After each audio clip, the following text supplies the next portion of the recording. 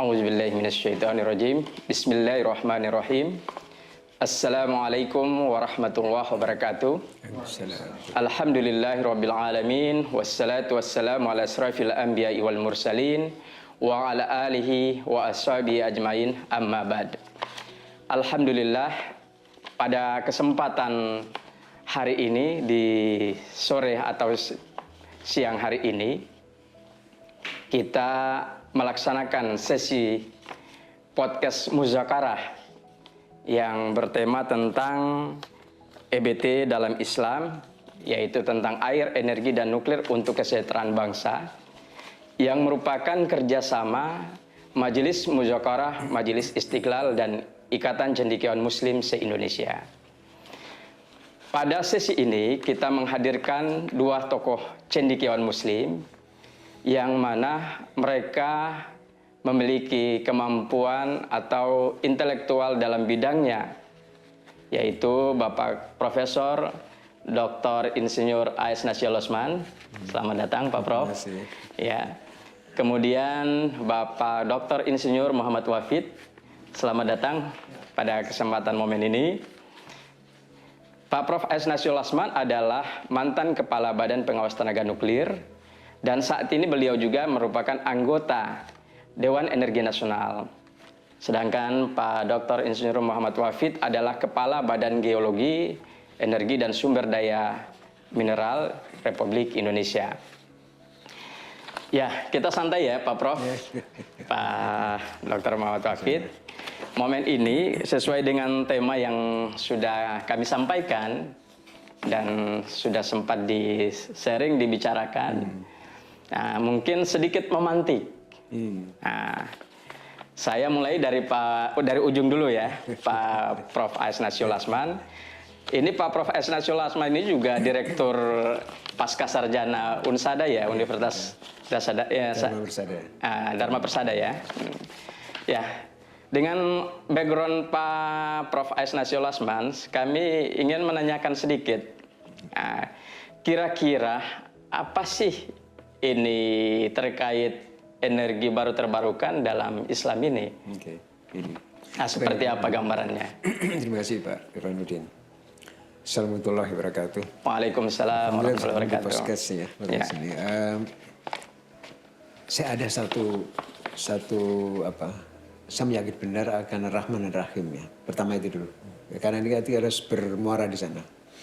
Allah itu tidak akan melahirkan seseorang di tempat yang kering kerontang kemudian mati di situ. Berarti bertolak belakang dengan Rahman Rahimnya tadi. Di sisi lain, Rahman Rahim tadi adalah Allah menurunkan segala sesuatu di muka bumi ini untuk dimanfaatkan, ya. Termasuk nanti dengan geologi dengan Pak Wafid ya. Yang pertama karena saya ada pengalaman di dua-duanya nih, baik air maupun di mana di nuklir. Air ini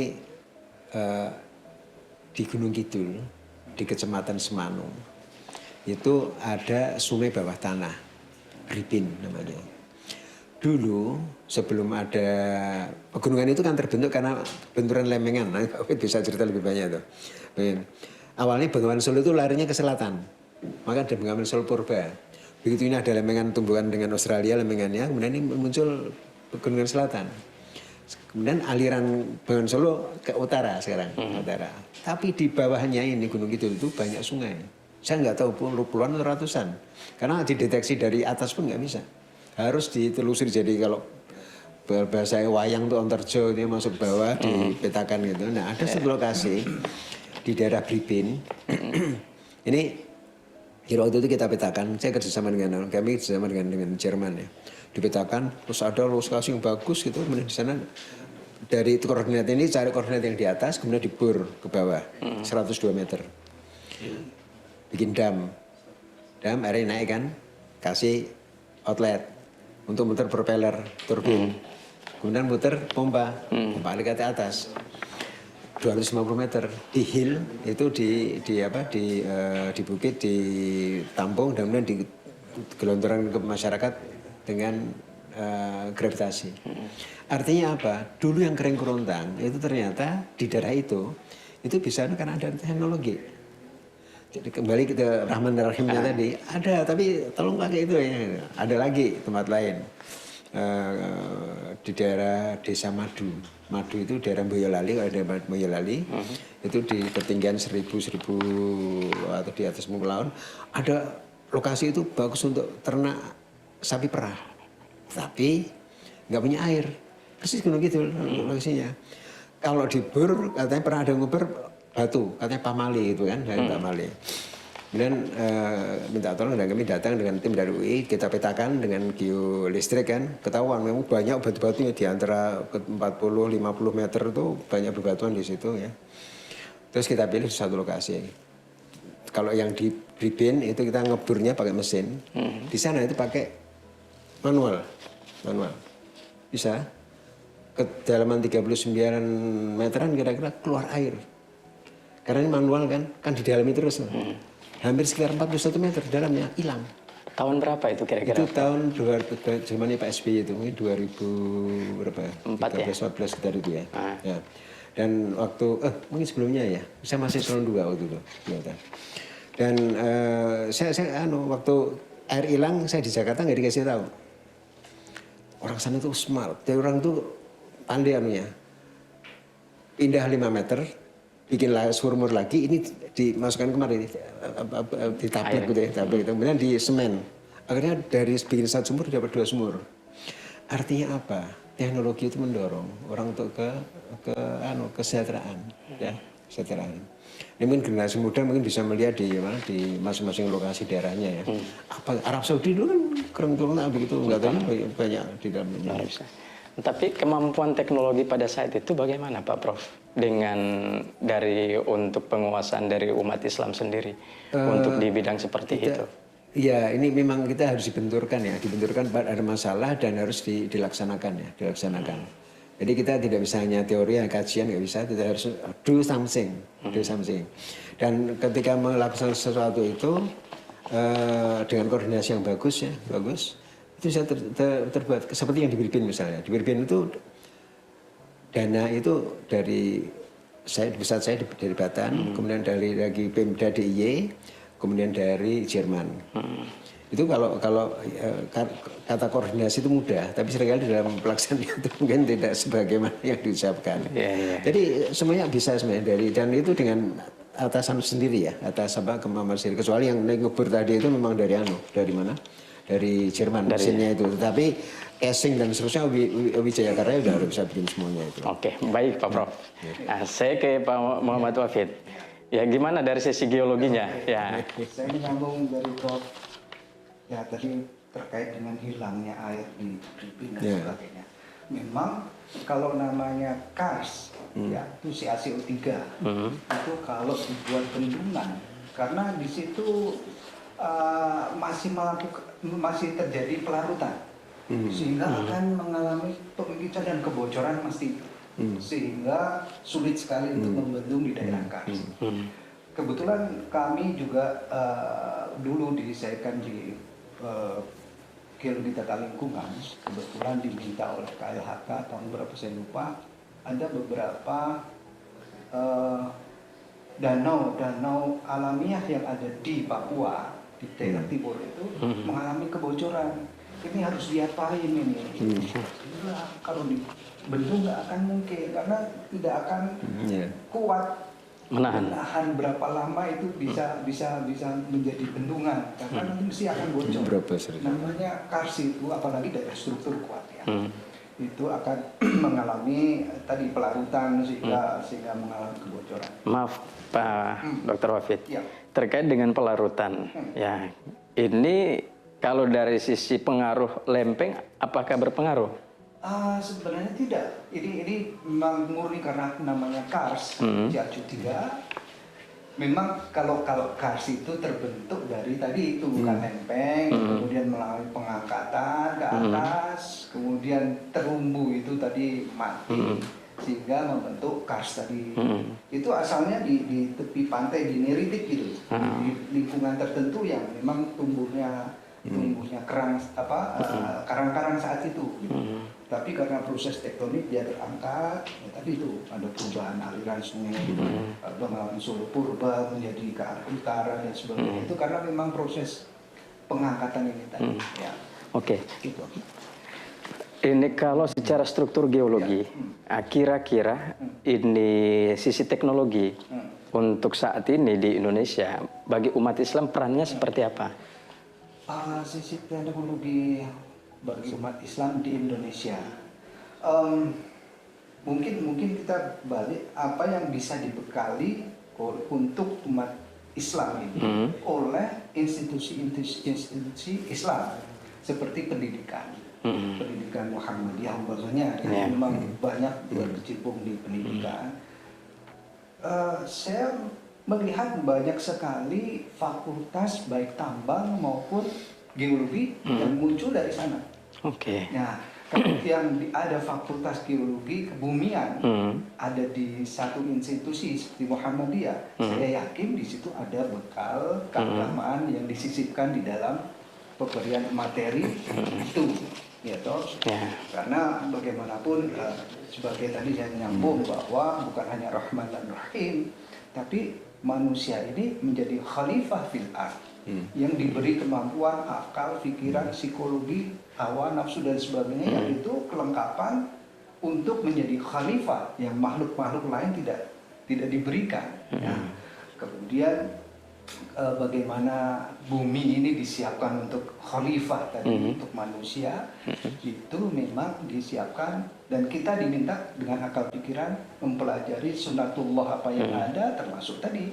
Saya kira itulah bagian-bagian yang diajarkan di dalam institusi pendidikan Islam untuk mempelajari kebumian. Nanti akan akhirnya kepada Allah. Ini jadi menarik ini. Ya, dalam hal kaitannya dengan energi baru terbarukan, ya, jadi hampir sebagian besar alam semesta kita ini 75% adalah logam. Nah, saya ke Pak Prof. As dulu. Jadi kalau dalam Al-Quran itu di surah Al-Hadid ayat ke-25 itu dikatakan wa anzalnal hadida fihi ba'sun sadidu wa manafi'u lin-nas waliya'lamallahu may yansuruhu wa rusulahu bil ghaib innallaha qawiyyun aziz. Nah, di situ dikatakan bahwa telah Allah turunkan logam padanya yang mengandung kekuatan yang dahsyat untuk kemaslahatan umat manusia. Allah tahu siapa yang akan menolong agama dan rasulnya. Nah, sekalipun dia tidak melihat Allah. Nah, di ujungnya innallaha qawiyyun aziz. Sesungguhnya Allah itu maha kuat dan maha perkasa. Oke, Pak Prof. As. Nah, ini jadi menarik. Nah, kira-kira energi yang ada di Indonesia saat ini, khususnya sesuai dengan background atau bidangnya Pak Prof. Asnasio, terkait dengan masalah nuklir. Nah, kira-kira seperti apa gambaran kemajuan untuk di umat Islam di Indonesia dan umat Islam seluruh dunia? Peradabannya. Ini Pak Irwan, kalau melihat sejarah, kita harusnya bangga dengan para pendahulu kita. Ya. Jadi pada tahun setelah bom atom itu di Hiroshima dan Nagasaki meledak di sana, diledakkan di sana, dan kita kita menikmati hikmahnya itu, kemerdekaan kita dipercepat. Kalau enggak mungkin masih perang gerilya, mungkin percepat begitu Jepang menyerah, kita jadi merdeka karenanya. Setelah itu kemudian UN, PBB itu peaceful use of nuclear energy. Maka kemudian semua negara sepakat untuk membuat namanya IAEA, International Atomic Energy Agency. Dan hebatnya dari 18 negara yang membidani lahirnya IAEA itu satunya Indonesia. Dan dubes kita waktu itu namanya Pak Sujarwo Condronegoro, itu yang mewakili Indonesia di situ. Tahun 57 IAEA terbentuk, kemudian tahun 58 ada LTA, Lembaga Tenaga Atom. Kemudian setelah itu nanti kemudian belakangan berubah menjadi Badan Tenaga Atom Nasional. Itu berada pada Undang-Undang tahun 64. Nah, waktu itu masa kecil ya, masih itu antara blok barat, blok timur itu masih kuat politik itu ya. Maka Bung Karno itu ada non-blok kan, non-blok. Untuk saya tidak tahu, tapi yang awal itu menawarkan reaktor nuklir, reaktor research itu adalah Amerika melalui IAEA. Jadi kita mendapat reaktor IAEA dekatnya kantor Pak Wafid nih di Bandung. Itu dari General Atomic. Tidak mau kalah, Rusia juga bantu kita juga. Dia mau membuat yang 2000 kW, kalau Bandung waktu itu 250 kW awalnya ya, terus setelah itu ditingkatkan. 2000 kW material didatangkan dari Rusia. Datang di Puspitek di lokasi yang ada sekarang ini lokasi itu material banyak. Cuma ya kemudian yang di Bandung kemudian tahun 64 beroperasi tempat kita, kemudian karena ini masih ada itu ada 65 ada kejadian itu dan hubungan kita putus ya. Nah tapi orang-orang Batam ini saya juga kagum dengan para senior dulu. Itu membawa material ini kemudian ke Jogja. Di sana dibentuk sendiri, didesain sendiri, dibuat sendiri reaktor dengan daya 100 kW. Berarti, mohon maaf Pak Prof, berarti secara tidak langsung bahwa reaktor yang dibangun di Indonesia adalah hasil putra-putri terbaik bangsa ini. Namanya seperti perempuan tadi, R.A. Kartini. Itu bukan Raden Ajeng Kartini, bukan.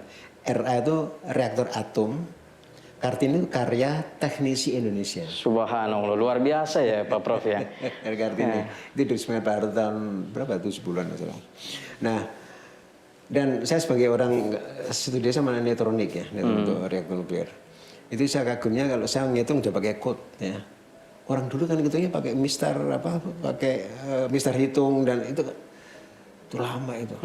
Kalau ada dan itu kekeliruan dalam perhitungan itu bisa menyebabkan reaksi fisi bisa terjadi atau berlebih. Itu bahaya kan itu. Dan nyatanya sukses. Itu jejak sejarah. Nah, ini peran umat Islam sendiri dalam hal tersebut bagaimana? Itu mayoritas orang-orang dari orang-orang muslim semua. Dan waktu itu komandannya Pak Prof Baikuni. Subhanallah ya. Nah, kemudian setelah itu kita zaman Pak Habibie kita dapat reaktor, kita beli reaktor dari yang di Serpong dari Jerman itu. Tapi tidak di situ, ceritanya tidak berhenti di situ. Ide awal bahwa kenapa dengan nuklir itu, memang nuklir bisa dua macam ya. Bisa dengan untuk energi atau non energi. Non energi itu bisa untuk kesehatan, industri dan seterusnya. Maka kenapa kepala Badan yang awal dulu, LTI dulu itu Pak Syawabisi itu Menteri Kesehatan. Ceritanya di situ. Ya, gitu. Nah, tapi sekarang saya ingin bicara masalah yang energinya karena ini menarik di dunia. Mungkin nanti saya punya hipotesa Pak Wafid. Ya. Uranium, thorium itu termasuk logam berat. Nah, kalau haditanya logam berat. Kalau kemudian saya punya hipotesa, saya nggak tahu karena sebenarnya orang geolog, benar atau salah nggak tahu. Tapi nyatanya begini, ketika kalau kita di pasar malam itu ada motor itu tongsetan. Oh, tongsetan ya, tongsetan. Jadi kalau dia mau muter ke atas tuh tarik gitu, sehingga momentum keluarnya kuasinya itu dimasuk ke atas gitu. Nah, kalau jari-jari bumi itu dipercaya sekitar 6.000 km R-nya. Tanah yang kita injak ini sekitar rata-rata dunia mungkin 40 km. Ada yang kurang dari itu, itu 40 km. Dalam 2 VR keliling di ekuator itu berarti muternya itu 1 jam itu menempuh 1.520 km kira-kira. Jadi kalau kita ngobrol begini, dilihat dari luar, itu kita bisa bergerak 1.500 km. Pos koordinatnya dengan kecepatan yang begitu tinggi, maka material berat tadi seperti saya dengan ketahuan tadi itu kayaknya banyak terdistribusi di daerah ekuator dan itu terindikasi ada di Bangka Belitung dengan timahnya, dengan thoriumnya, di Kalan itu dengan uranium resourcesnya, di Mamuju itu semua hampir di daerah itu semua. Itu baru yang di darat tuh, yang di luar saya nggak tahu. Mungkin masih banyak lagi. Tapi ini hipotesa saya. Hipotesa ya. Hipotesa. Jadi menarik sebentar Pak Prof. Sambil bisa bergulir terus. Nah, ini karena terkait dengan mineral ya. Apalagi tadi sudah hipotesa yang disampaikan Pak Prof A.S. Nasio. Nah, saya kepingin ke Pak Muhammad Wafid terkait dengan masalah sisi geologinya selaku Kepala Badan Geologi. Nah, ada 2 hal yang mungkin jadi menarik, yaitu masalah bahan bakar nuklir tadi, salah satunya uranium, thorium, yang disebutkan Pak Prof A.S. Nasio. Kemudian ada lagi yang istilahnya mineral logam tanah jarang. Ini kira-kira potensi yang ada di Indonesia dibanding dengan negara-negara di dunia ini, bagaimana potensi Indonesia? Oke. Jadi menyambung tadi yang dijelaskan Pak Prof, bahwa proses-proses geologi khususnya terkait dengan tektonik, ya. Tektonik kan kita bicara continental drift atau teori tektonik lempeng yang bergerak terus. Itu sebenarnya dengan sejarah tektonik itu di Indonesia ada beberapa periode tunjaman-tunjaman yang cenderung berubah lokasinya. Setiap perubahan itu akan menimbulkan satu jalur-jalur yang bisa dianggap sebagai jalur metalogenik. Karena apa? Karena setiap kali tumbukan itu lelehan pada kedalaman tertentu itu akan menjadi gunung api. Kalau dia sampai permukaan akan menjadi gunung api. Dia menjadi dike, seal ataupun batolit yang menjadi gunung api aktif, ataupun kalau menjadi intrusi menjadi batuan plutonik, ini kandungan-kandungan mineral-mineral tertentu itu ikut terbawa ke atas sehingga memudahkan manusia untuk mendapatkan itu melalui pemboran, penggalian dan sebagainya. Nah, proses-proses inilah yang ada jalur-jalur khusus yang kita namakan menjadi jalur metalogenik. Ada 15 kita temukan. 15 ya. 15 jalur metalogenik di Indonesia dengan periode waktu yang berbeda-beda dan itu hampir 15 km panjangnya. Dan itu kalau dieksplor itu macam-macam. Banyak ada mineral kita namakan mineral kritis, ada mineral strategis, termasuk di dalamnya itu juga side product dari proses yang dilakukan pemurniannya itu akan menghasilkan tadi logam tanah jarang atau rare earth element, ataupun juga kandungan xenotin, kemudian itu yang ada thorium dan uraniumnya gitu. Tetapi sayangnya kita di Indonesia sampai saat ini belum ditemukan yang primer, sehingga perhitungan berapa sih kita potensi cadangan potensi belum bisa, kecuali kalau sudah menjadi side product dari satu pemurnian pengolahannya. Selama ini kita hanya menghitungnya dari situ. Jadi ada kewajiban di Minerba bahwa setiap badan usaha di dalam melaporkan proses pengolahan pemurnian itu harus juga menyampaikan apa yang terkandung di dalam SHP atau sisa hasil pengolahan. Nah, itu wajib dilaporkan kepada pemerintah. Jangan-jangan di situ ada REE, jangan-jangan di situ ada litium yang bisa dikembangkan dan sebagainya. Selanjutnya kami juga ada di panas bumi.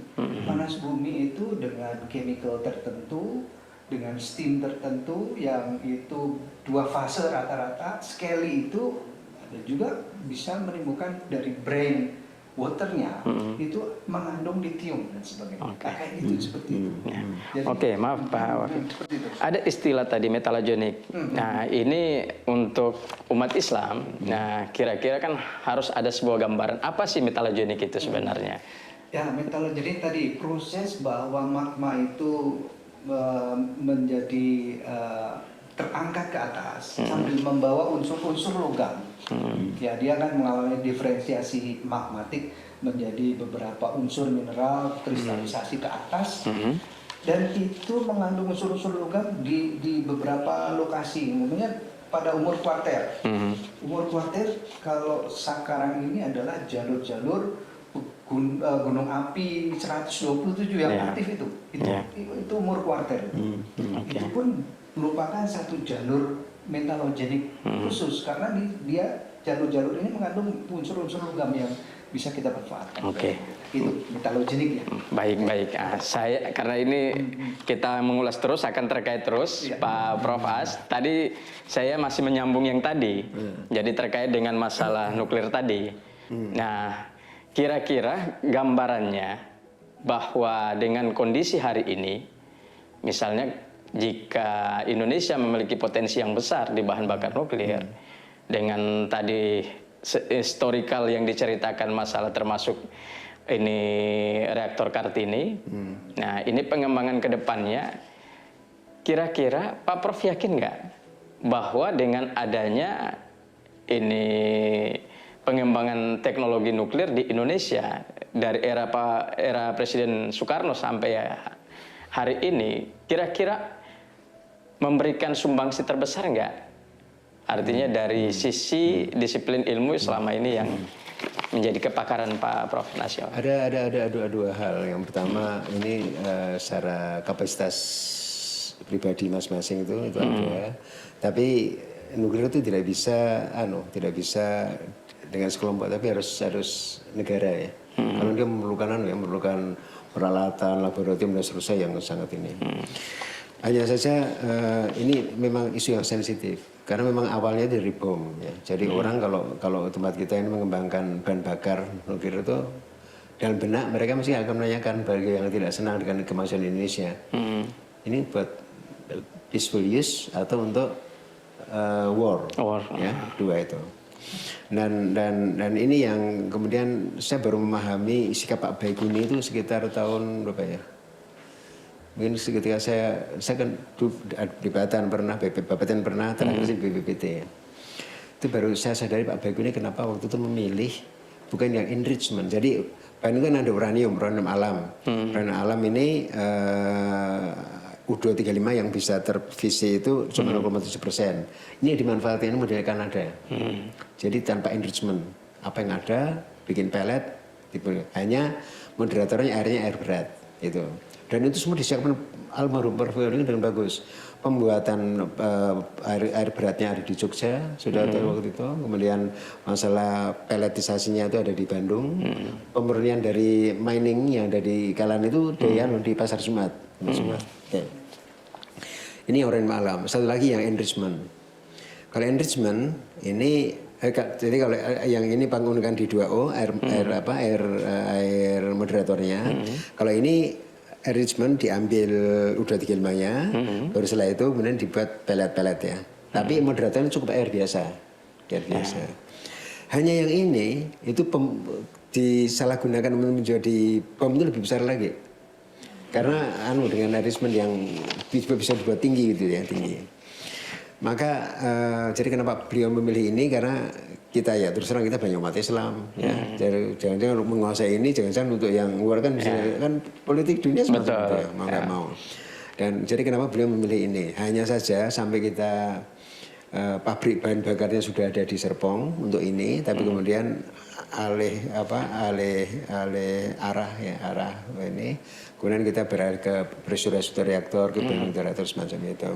Hanya saja kemarin waktu saya jumpa dengan orang-orang dari yang mengurusi masalah R&D di mana di BRIN, saya bilang, oke lah kalau kita mau mengikuti model PLTN-nya kayak apa, itu kan berkembang terus, dan kita terus terang dengan kalau melihat sisi keuangan sekarang ini sepertinya susah, nggak bisa. Ya.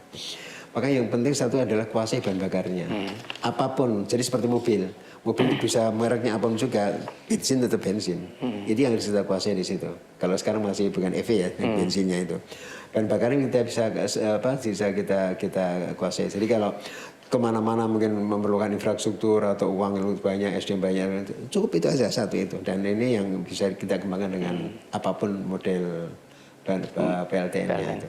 Baik Pak Prof, ada hal yang menarik sedikit terkait informasi bahwa reaktor riset kita itu di Indonesia 3 reaktor riset, Triga Bandung, kemudian Serpong, kemudian Kartini Jogja, itu merupakan reaktor riset terbaik se Asia. Apakah informasi itu benar? Betul, terbanyak di ASEAN. Dan tidak hanya kalau kita juga, ini juga buat yang pemirsa ya, menarik. Ilmu untuk fission proses, fisi pembelahan itu, apakah dia bom nuklir, apakah reaktor riset atau reaktor daya itu sama. Rumusnya sama, U235 kena ini jadi ini itu sama semuanya. Oke.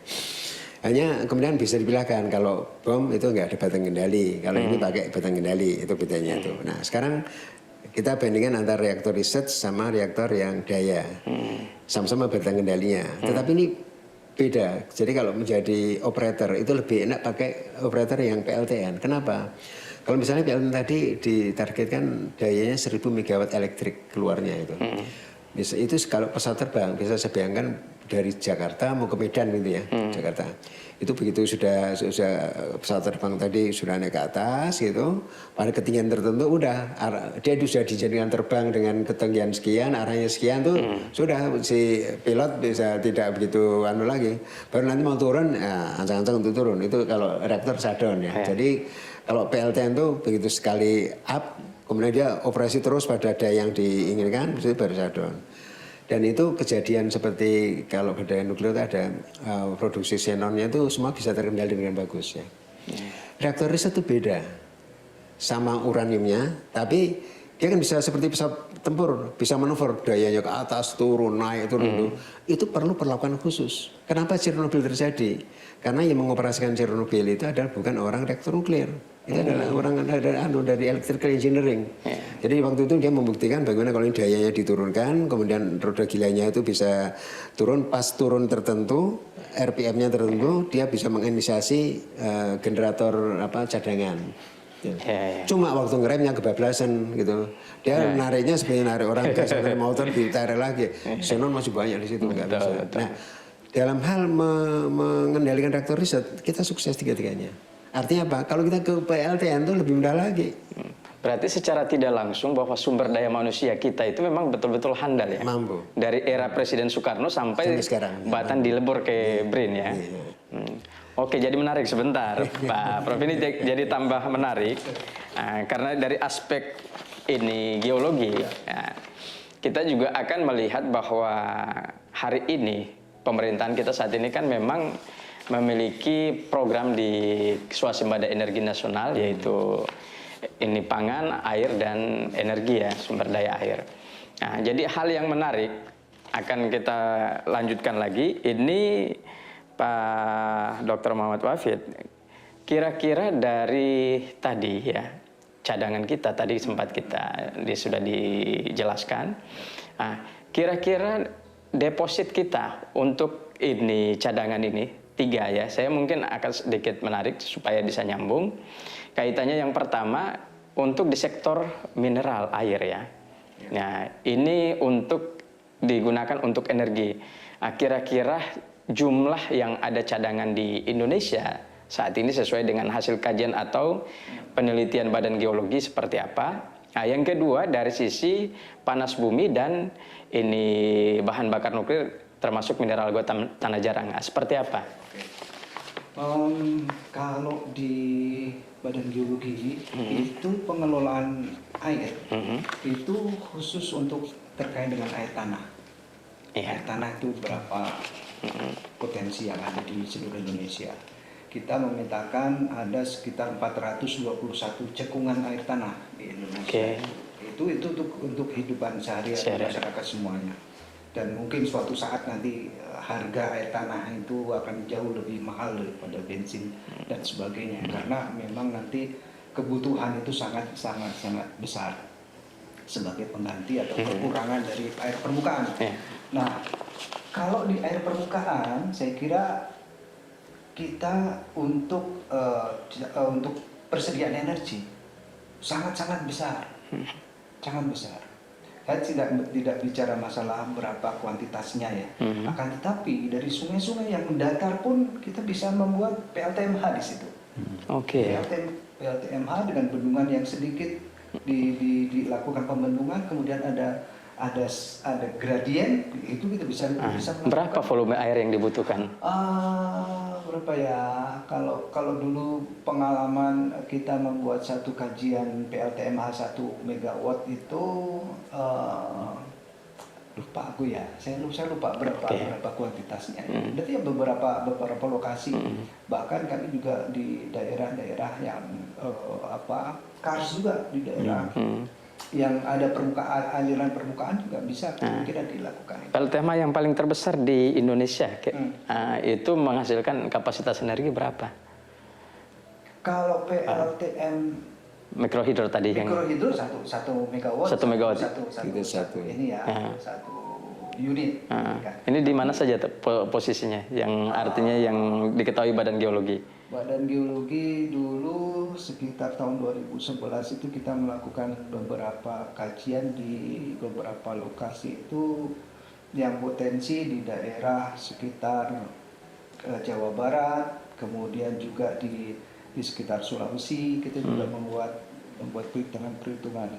Saya kira itu tadi bahkan saat itu kita membantu dari Dirjen EBTKE untuk membentuk namanya Pulau Iconic Island yang untuk khusus EBT itu. Luar biasa. Itu pernah Sumba, kalau tidak salah Pulau Sumba. Masih sampai sekarang? Sekarang barangkali nggak tahu ya kelanjutannya seperti apa. Tapi waktu itu di stay untuk melakukan semua energi itu dari EBT. EBT ya. Ya, non fuel. Non fuel ya.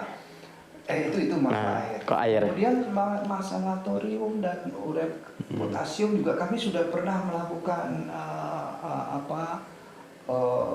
kajian akuisisi melalui pesawat waktu itu, fixed wing di sekitar Maluku dan juga Papua. Kita dapat peta penyebaran thorium dan potasium yang ada di sekitar, dan memang cukup besar. Tetapi sekali lagi itu kalau dihitung sebagai bagian primer itu sulit sekali untuk menghitungnya harus ada pengeboran gitu.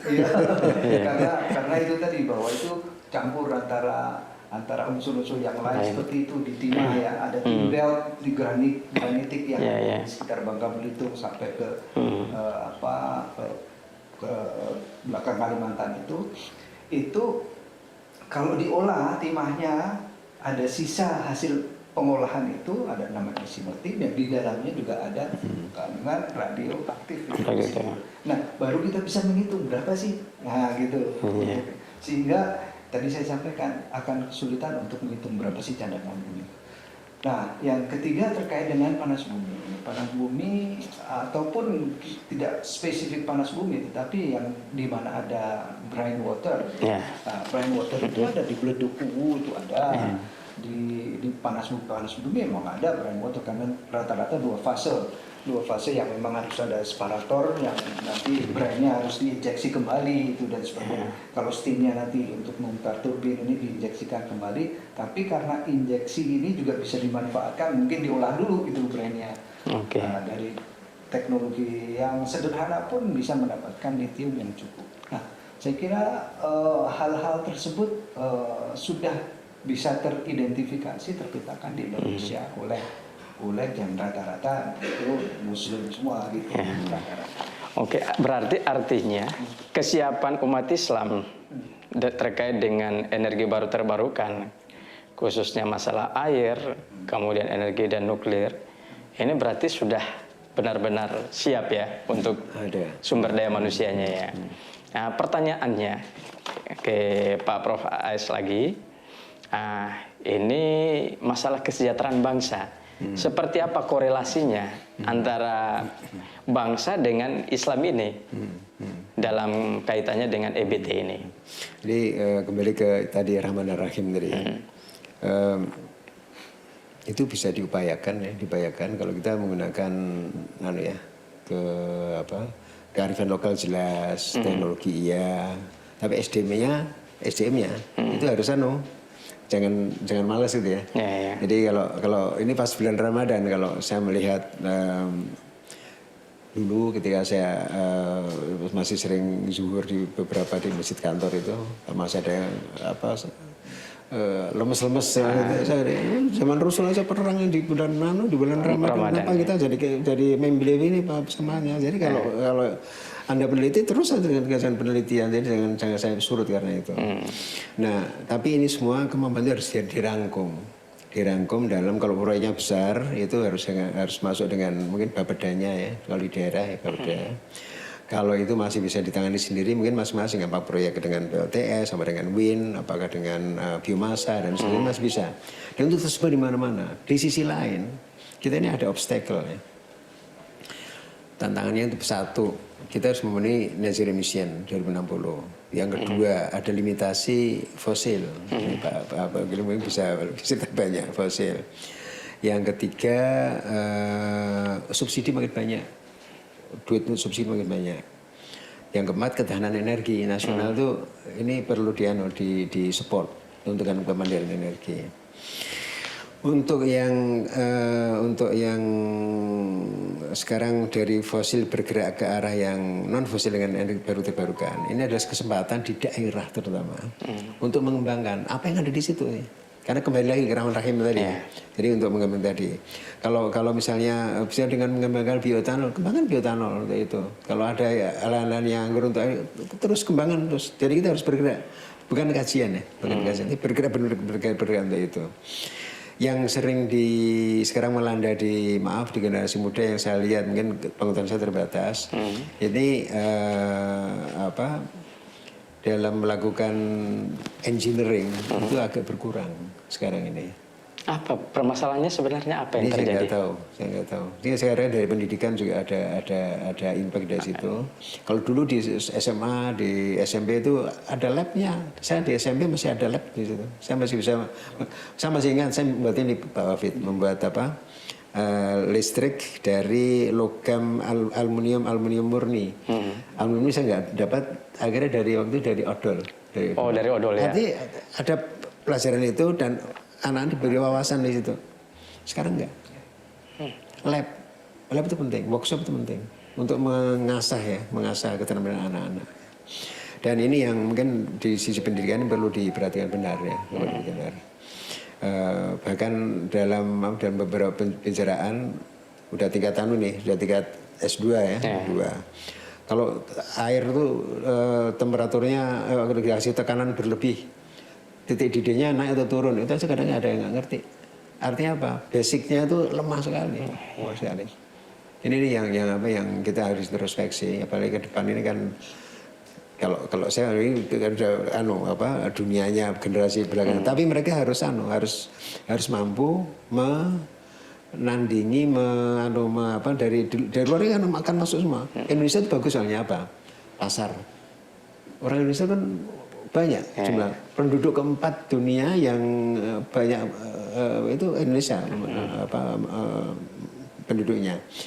Dan dari nomor 1 Cina, 2 India, 3 US, kita 4, yang kelima Brasilia. 1, 2, 3 dan 5 itu punya PLTN semua. Saya kalau bicara dengan untuk menyadarkan masalah itu ya, masalah energi nuklir ini, yang saya sampaikan satu, kalau PLTN itu buruk, kenapa negara-negara maju itu punya? Kalau dia itu baik, kenapa kita susah punya? Itu pertanyaannya ya, Pak Prof. Saya jawab kalau kita bicara dengan orang yang awam gitu ya. Jadi itu agar logika itu bisa dicermati dengan itu. Oke, ada menarik ini Pak Prof. Terkait dengan masalah sumber daya manusia, khususnya di sektor teknologi energi. Nah, kira-kira dengan perkembangan hari ini di bidang digitalisasi dan globalisasi hari ini, untuk Indonesia bagi warga Muslim, tingkat peradaban sumber daya manusia di bidang teknologi energi apakah maju ataukah mengalami degradasi? Kalau dari sisi hemat saya dari sisi IT itu memanfaatkannya bagus, sangat bagus, berlebih bahkan uncontrol. Ya. Baru kemarin saya bukber dengan orang dari IT. Dia seketika ditugaskan ke daerah T3. Di daerah yang terluar gitu, di sana ada BTS kan bangun untuk itu. Tower ya.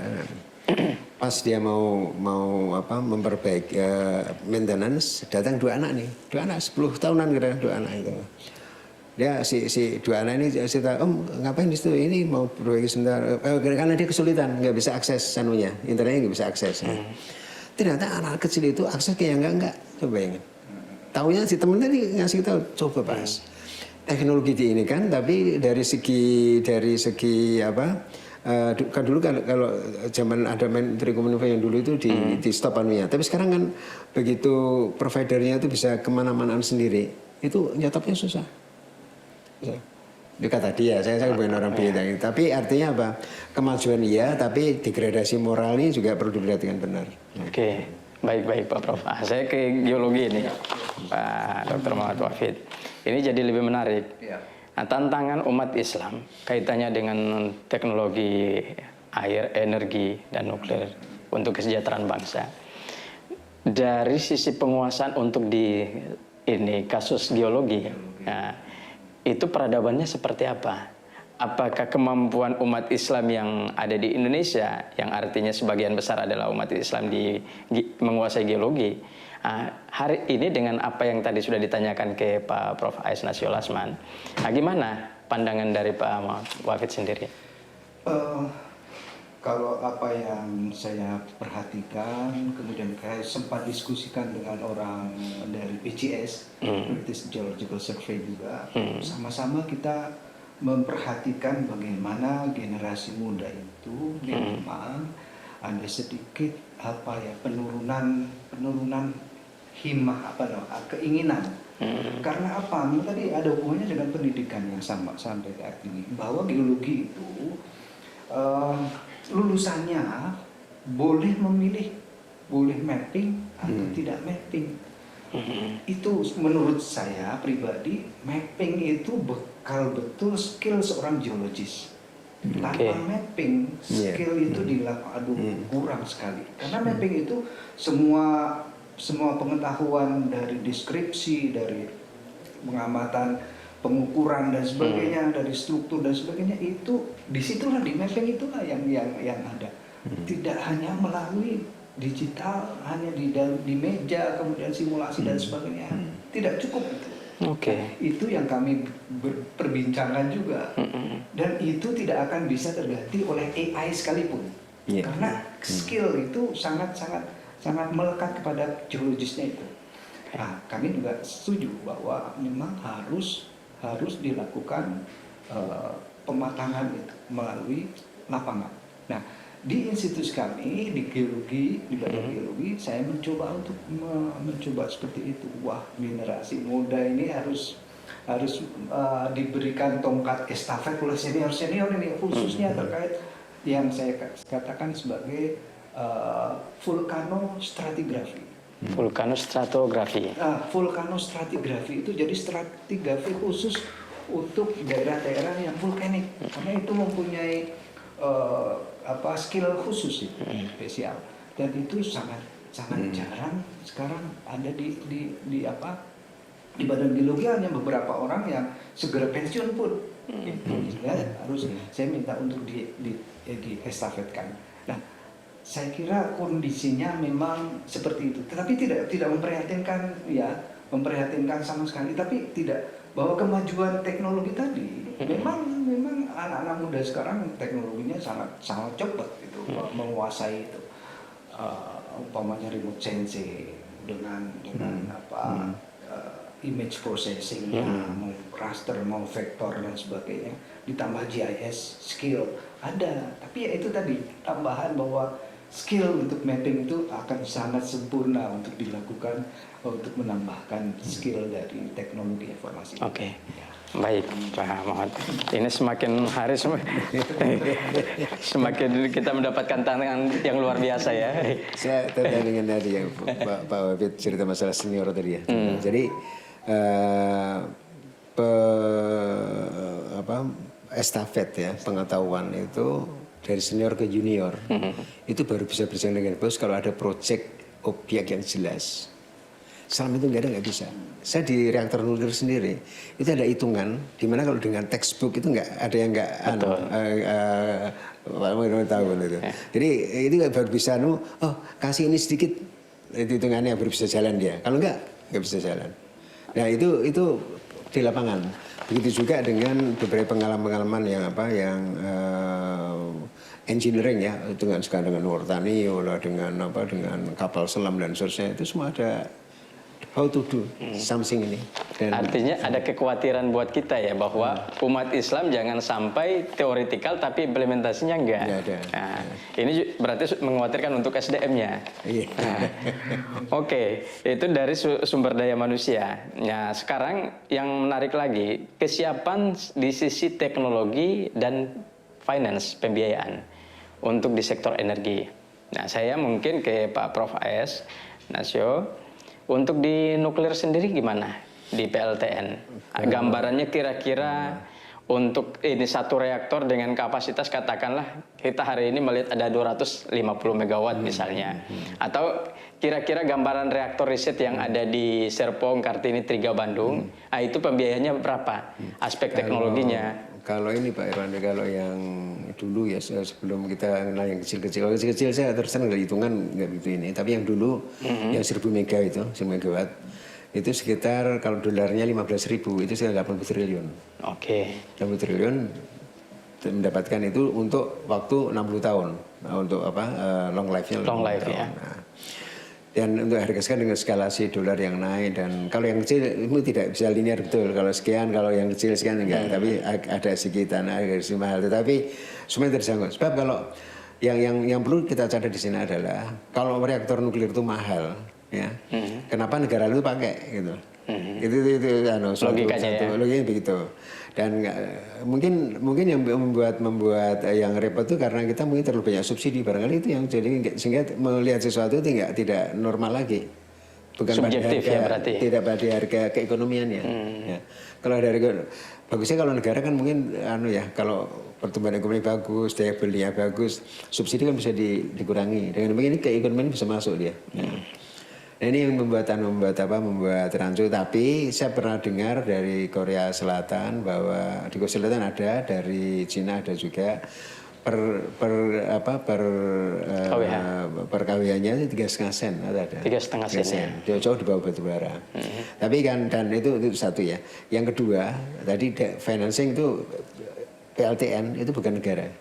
Itu non government.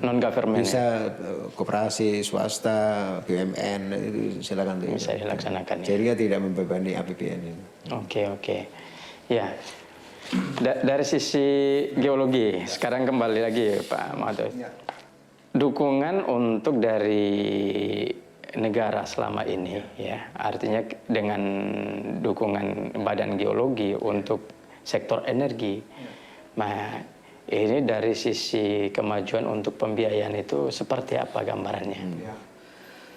Kalau, untuk di teknologinya. Badan Geologi saat ini kan artinya diberi amanah untuk di hulu, untuk eksplorasi. Ya. Terus terang saja selama ini finance support untuk eksplorasi yang dilakukan untuk negara ini memang masih kurang ya. Saat ini saja sudah kita ada tambahan yang cukup banyak untuk tahun ini sebenarnya. Kita sudah mulai bahwa wilayah Indonesia yang sangat luas ini, ya, baik untuk energi dari migas maupun dari mineral sebagai transisi untuk mengganti tadi bahwa untuk mengganti batu bara dan juga minyak itu kita perlu seperti umpamanya tenaga angin. Kita buat kincir angin. Kincir angin itu butuh logam-logam tertentu yang kita siapkan semua. Kita mempunyai enggak? Kita coba cari eksplorasi masif terkait dengan logam-logam yang ringan yang bisa tahan lama, tahan korosif dan sebagainya, titanium dan sebagainya, termasuk logam tanah jarang. Itu berapa? Termasuk pasir silika untuk yang solar panel dan sebagainya. Kalau di total kami itu tahun 2024 itu anggaran sekitar 1,2 untuk 1,2 T ya. Untuk eksplorasi itu sangat minim. Ya, belum lagi kapal kita. Kami punya kapal Geomarin 3 yang melakukan eksplorasi. Itu pun hanya kemampuan di sekitar Sundale atau bagian barat yang cukup relatif dangkal. Sedangkan di daerah yang timur, karena itu dalam sekali, itu butuh kapal yang lebih canggih lagi, dan itu kami juga sudah menyiapkan untuk membuat kapal berikutnya di Marin 5. Itu kira-kira dalam multi years itu sekitar dibutuhkan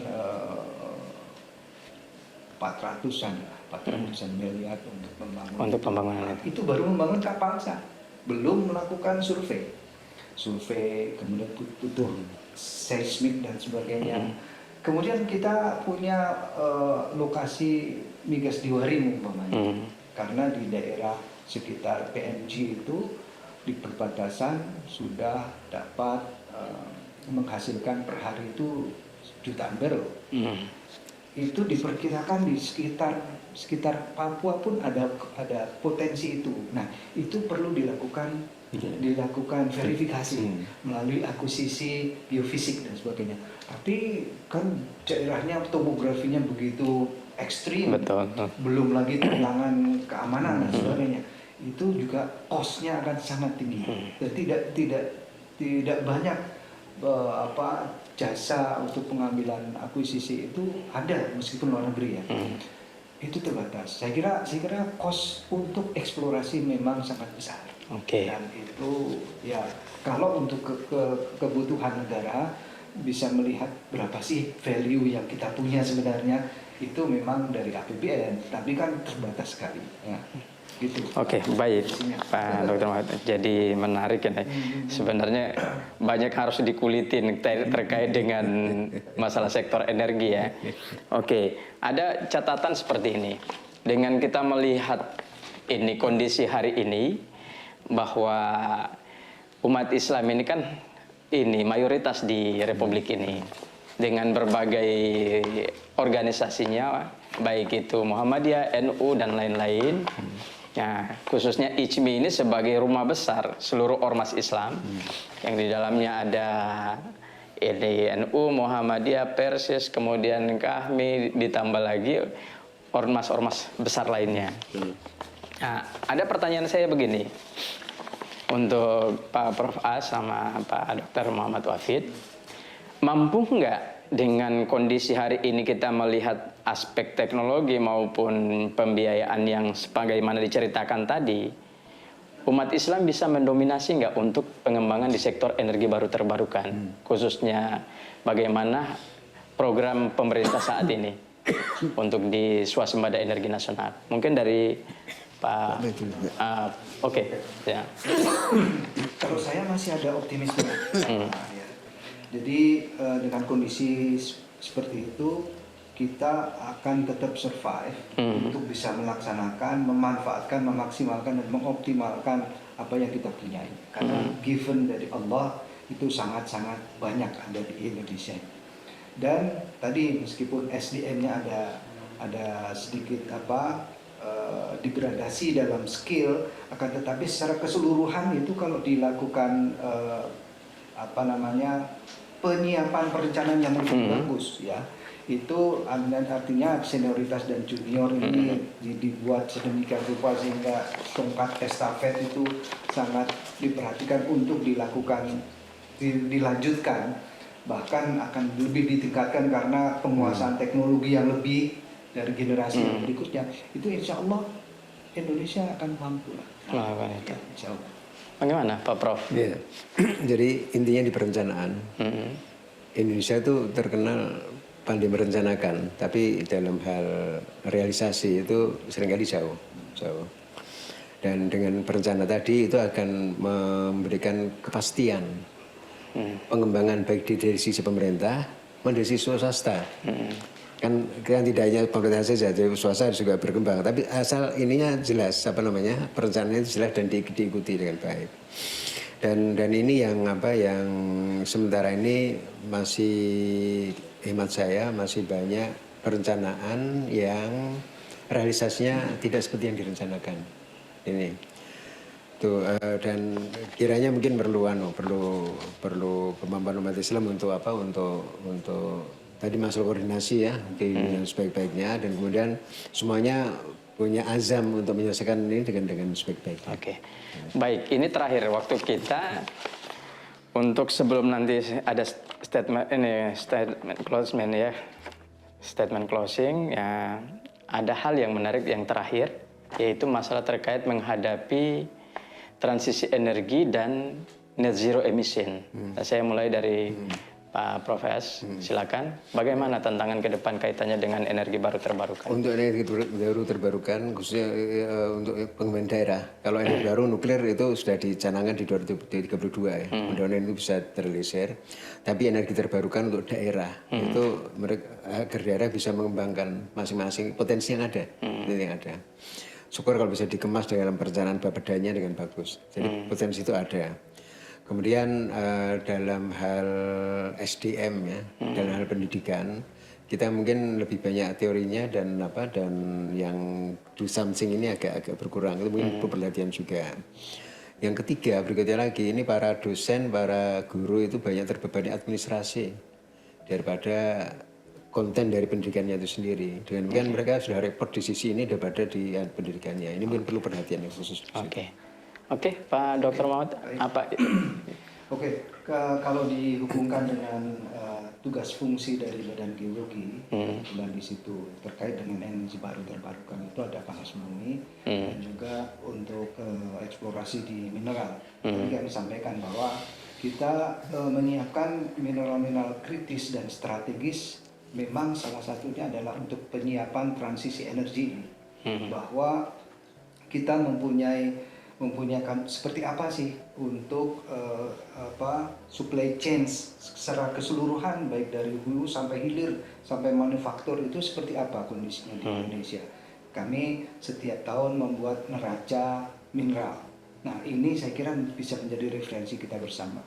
Kemudian panas bumi memang tantangannya adalah salah satu yang sulit untuk dihindari adalah social friction. Masalah sosial ini menjadi kendala yang besar. Nah, saya minta teman-teman dari Badan Geologi, khususnya yang panas bumi, selalulah memberikan penyuluhan, diskusi langsung kepada masyarakat bahwa sebenarnya panas bumi itu kelihatannya itu asapnya tebal banget, tapi sebenarnya itu tidak poison gitu. Sehingga pengetahuan atau pemberdayaan dari masyarakat itu sendiri faham bahwa panas bumi itu memang bisa dimanfaatkan oleh masyarakat sekitar. Seperti kondisi di Dieng. Dieng itu antara panas bumi yang diproduksi, kemudian ada kawah-kawah yang masih aktif. Di samping itu ada juga tanaman, masyarakat menanam kentang di sekitarnya juga. Itu saling harmonis, tidak ada masalah. Nah, saya kira itu bisa menjadi referensi semuanya bahwa masyarakat yang tinggal ada potensi panas bumi yang bisa diusahakan itu bisa paham bahwa itu bermanfaat bagi mereka, bukan membahayakan mereka. Oke, baik. Ya, mungkin terakhir sebelum kita tutup, saya ingin minta Pak Prof As sama Pak Muhammad Najib Wafid closing statementnya untuk kesejahteraan bangsa seperti apa? Singkat saja. Terima kasih.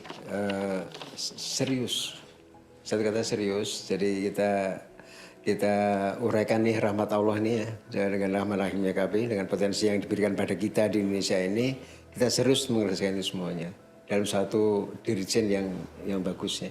Ada perencanaan bagus, pelaksanaan bagus. Tentu dari hal pendanaan juga harusnya memadai juga.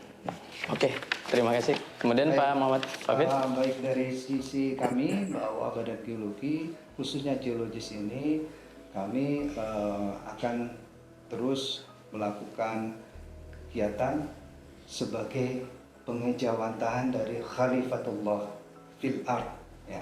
Tetapi tetap kita ingat sebagaimana Qasas 77, wabtaghi fi ma ataqallahu darul akhirah wa la tansa nasibaka minad dunya wa ahsin kama ahsanallahu ilaik wa la tabghil fasada fil ard innallaha la yuhibbul mufsidin.